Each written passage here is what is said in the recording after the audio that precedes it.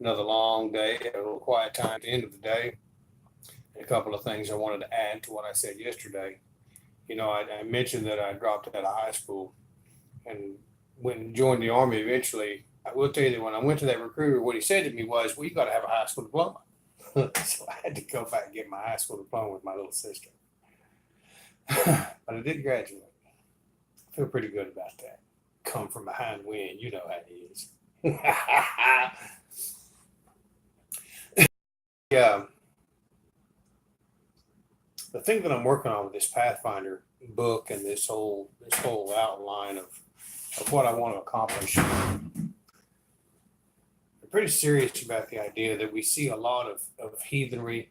We see a lot of people in Asatru, and really and truly, we see a lot of people in just regular life that really fit the description of what I was talking about the other day. They really don't have the vaguest notion of where they're going, what it's supposed to look like when they get there, what the actions and thoughts and feelings that they're dealing with on everyday basis, where that's supposed to go.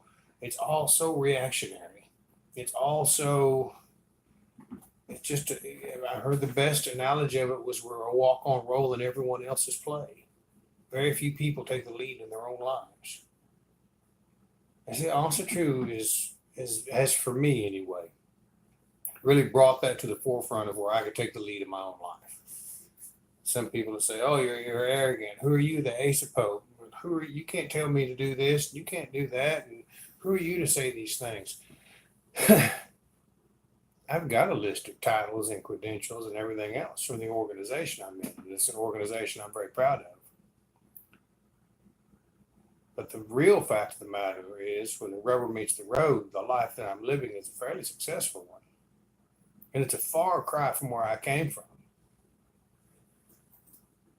And when I look around at some of the other heathens that I see coming to these things, they're still dealing with some very tough times of their own. And they've got to get through that. Who's telling them what that's supposed to look like? Other than the AFA and people like me, who's telling them what that's supposed to look like when they adopt that mindset or that attitude? What's the end game? What's the road going to look like as they travel that road to death? You can give them justification, walk around and be a dick all day long. It doesn't mean it's going to make that road look like what it's supposed to look like. You can give them justification to be strong as an ox and tougher than hell. Doesn't mean that road's going to get any easier. And it doesn't mean it's the right road. As far as I'm concerned, we have an obligation to develop ourselves spiritually, physically, mentally, and emotionally. Those are all things that we've been gifted with. And when I talked yesterday, I was talking about taking that moment to be right here and right now. Well, there's a flip side to that coin. And there's a reason that so many people want to avoid just exactly that scenario. They will do just about anything to avoid being alone with their own thoughts. You see, because now it means you're face to face with you. And if the truth were told, this is what most people are doing their best to avoid. Our own thoughts. How terrifying to be alone with our own thoughts. That deafening sound of silence, all of those regrets, all those things we worry about in the future. Will my kids grow up safe? Will there be a future for the race of people? Will the world end? Is there going to be a calmer tomorrow? And I shouldn't have done that to that girl, or I shouldn't have done that to that boy, or maybe I shouldn't have done this, done that. And the list goes on and on and on, and it's incessant and it's automatic and it runs through everybody's head all the time, and they don't even know they're doing it. It's just an automatic breathing. When you stop that, what happens when that's all that's there? When you stop that and you take a look at yourself and realize that everything about who and what you are, you've built up this perception of who and what you are through your ego. You've built up this perception of who and what you are based on the reactions of other people instead of your actions. No one ever stops to consider that this behavior is a sign that we are actively acting in a fashion that promotes fear of our own thought process. heaven forbid we suggest someone tells us we ought to change it. It's familiar. We know how it will all play out, or at least we ought to, based on the patterns of our lives, patterns we repeat again and again. But no one wants to face the fact that we have let ourselves go in any number of ways. Our spirituality, our emotional and mental well-being, our physical fitness. We said all of those things which evolution has determined are crucial to our surviving in this world so that we might perform in an acceptable manner in society we live in. Many of our ancestors never knew that they were sacrificing their long-term health working the jobs they worked. Think of all the people that died in the Industrial Revolution and in the great expansions of the 50s. Mesothelioma comes to mind. Agent Orange comes to mind. All of the deaths from falling, and goes on and on. But we certainly want to live up to that standard, don't we? We certainly want to live up to being considered that tough. We want the respect of our grandfathers, don't we? We want to at least be thought of as at least tough as our fathers, doing the hard work that they've done. The simple truth is that we are killing ourselves with our own thoughts far more effectively than any industrial work conditions. The fact that stress is one of the top killers of people in the nation is astounding. Does everyone reading this book and listening to what I'm saying now understand that stress is a state of mind you create with your own thoughts? We create a thinking process which poisons the vessel that was designed to carry our minds around the earth. Think about that. Our own minds have that much power. And almost the entirety of our thoughts, all of this automatic thinking, is about something which has happened or something which will happen. See, we have a biological process built in to handle dangerous situations in the here and now. It's called fight or flight. Unfortunately, we have developed the ability to harness that state of being continuously. And just like the progressive photos of every speed freak and meth addict that shows how they age dramatically from even short periods of usage, we're doing the same thing to our body, living in a time frame we have no control over anymore. We are actively utilizing an evolutionary advantage to deal with dangerous stimuli, to utilize the chemicals involved by focusing on the what if and the what have and the maybe and it happened, and not any of it's happening right now. Every bit of it boils down to what we do to protect or to inflate our ego. That bloated sense of self, which happens to be one of the most poisonous and corrosive threads that runs through this world. That image we create of ourselves, which may in fact have no relation whatsoever to how we act in the world. And social media is like gasoline on the fire with regards to the egos of lesser-minded people. I have seen my father and other men who want to be perceived as tough or wanted to be perceived as tough go on absolute tirades about how much they hate this and how they'll tell somebody off and what's going to happen here. And I don't mean just a snotty comment. I mean a full-on 30-minute high blood pressure, red in the face tirade about how they're going to tell them people to work to kiss my butt because I ain't going to take it anymore. That Johnny Paycheck song, "Take This Job and Shove It," is just drives me insane. I've lived with people, I've seen people do it all over the country, get bent out of shape, butt hurt, and not say a word about it. So, because either way, there's a threat to their ego.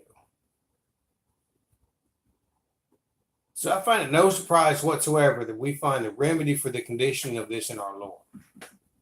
Some people will, but as much time as I've spent looking at the Lord, the books that I've written, I have found the answers to a lot of the stuff that's going on in present day. What we're dealing with has already happened. There's not really anything new under the sun, I assure you.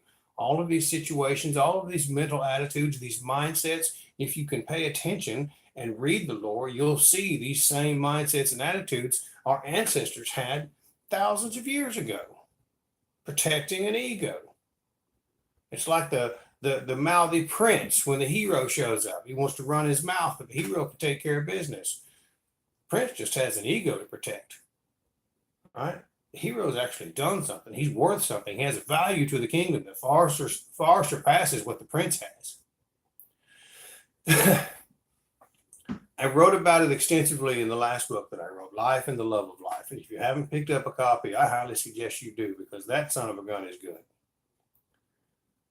See, it revolves heavily around Odin. Everybody wants to look at it, but see, first thing that happens with Odin is he loses his throne in Asgard.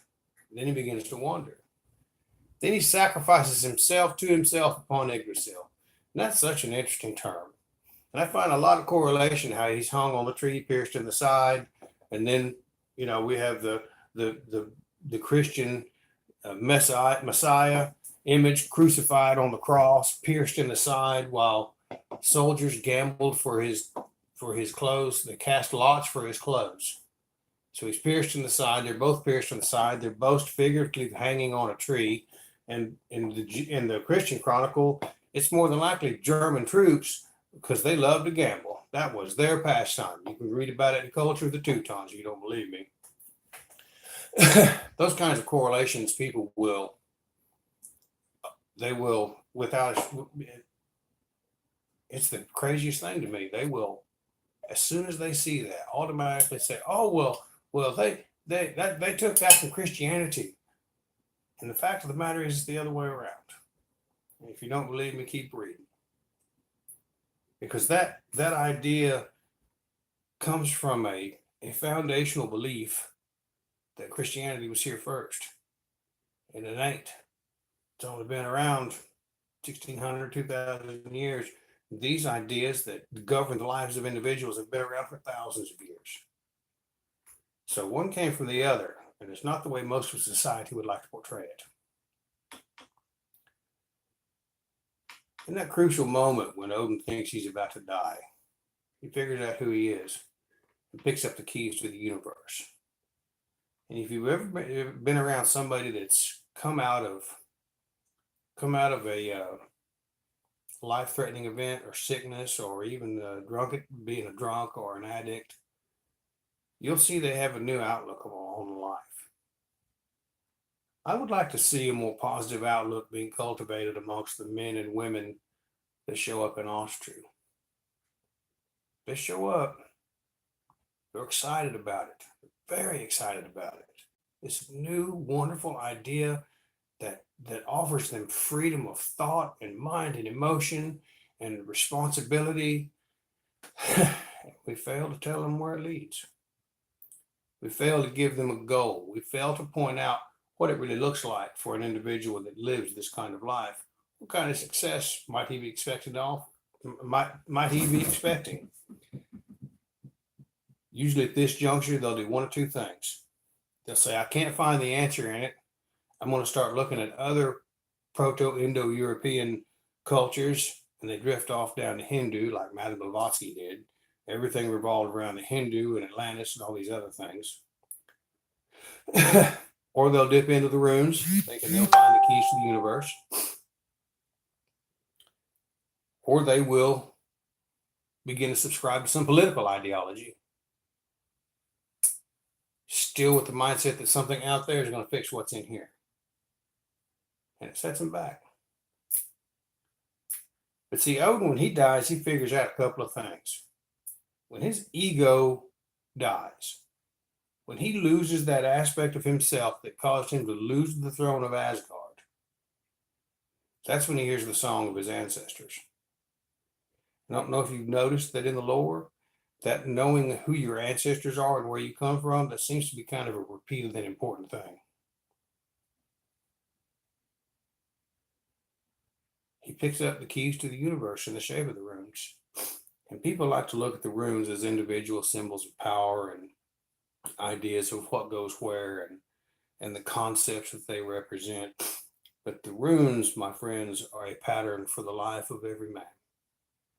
Once again, another concept I covered heavily in Life and the Love of Life, and I highly encourage you to read it.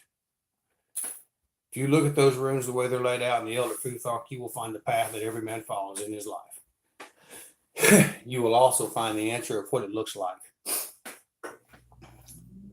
when he is successful in implementing his faith in his life. See, after all of that happens to Odin and he sheds that idea of his ego, he burns it away in a very painful catharsis, like we all have to do when we get too big for our britches. That's when he regains his throne in Asgard, not before. You see, he also sets in motion a satisfactory set of events, which ensures that after Ragnarok on the cosmic level, there will be another, even more suitable ruler in the realm in Balder. I think in large part we might be able to determine for ourselves just what we can expect from following this path of Asatru in that tale. Everyone knows it, and everyone is vaguely aware of the overall cycle of all things, but we are looking at it through the binocular lenses of the past and the future. For us to truly begin to grasp what it means to be Asatru and to illumine those ideals the world needs to see, it is of the utmost importance that we view these occurrences as if they are happening right here and right now, because they are. We have a responsibility to shed ourselves of those egos that brought us to the crossroads in such a fashion that we had to change the foundation of our spiritual being. We can't just come on in here and change the name of it a little bit and keep acting like an ass. See, there are heinous crimes against people of all kinds occurring right now. And much like the Vanir who asked the question, should worship belong to one or should it belong to all? That socialist idea, that communist manifesto that so pissed Odin off he had to go improve himself to maintain his own kingdom instead of letting a bunch of yahoos run the whole thing. It prompted the development of Odin into who he was supposed to be. We are being faced with situations like this right now. We cannot focus on anything in the past to provide us with an answer. I'm talking about our personal past. Nor can we wait for things to eventually fall into place according to our wishes. Now is the time for each of us to shed our ego, to take a long look at our ancestors, hear their songs, and pick up the runes as if they were the key to the universe themselves, the pattern of life that people should follow to become what they're supposed to become. And perhaps even assist the gods on their mission as we pass through to another world or realm or whatever you want to call it, whatever that might be. Much as when Cone Rig shed his name Cone and became Rig himself. There's a pattern that's being repeated in that lore, folks. See, these are the patterns of life, and they are telling us exactly what our life will look like if we follow that pattern minus our ego. A lot of people are going to have a lot of concern about that, and they're going to get all tied up in that word. Go ahead. You can do what you want. You can move forward in this world. You can get rid of that thought of how important you think you are and try to grasp some of these things. But I encourage you, pick up that book, Life and the Love of Life, and you will find something in there that no one has shared with anyone in Asatru. It's not the same old retelling of these tales. It is one of those things that will allow us to grow in ways you can't begin to imagine. And if you get a chance, and if you like some of these videos and me doing them, and I plan on continuing, subscribe. I need that little boost. I need that little bit of support from you. That's important. So give it a shot, give it a subscribe, and pick that book up. Because there's some things in there that are probably going to blow your mind.